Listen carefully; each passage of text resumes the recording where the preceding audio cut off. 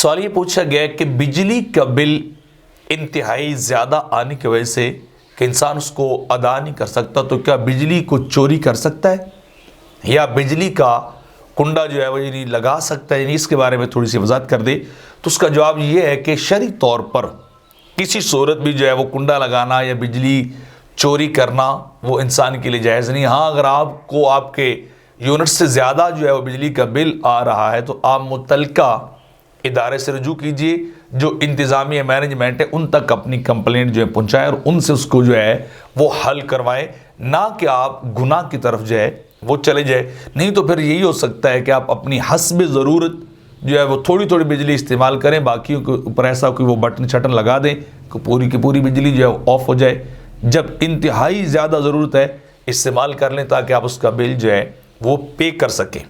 یا پھر دوسرا حل یہ ہے کہ انسان اپنی زندگی کو سادگی کی طرف لے کے جائے، سادہ زندگی کی طرف آ جائے، نہ کہ انسان جو ہے وہ گناہوں کی طرف جو ہے وہ جائے۔ فتاوی شامی کے اندر ہے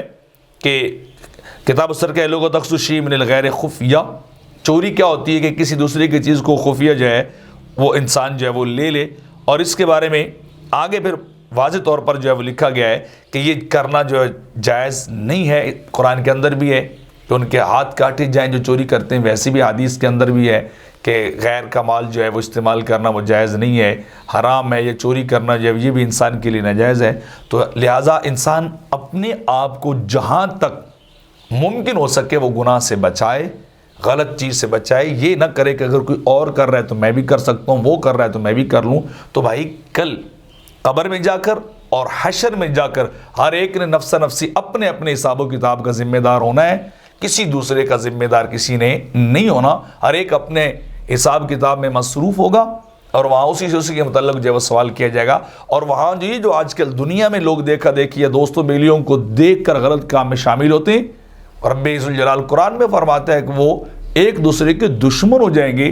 اور کہیں گے مجھے اس نے گناہ پہ لگایا، وہ کہے گا نہیں مجھے اس نے گناہ پہ لگایا، میرا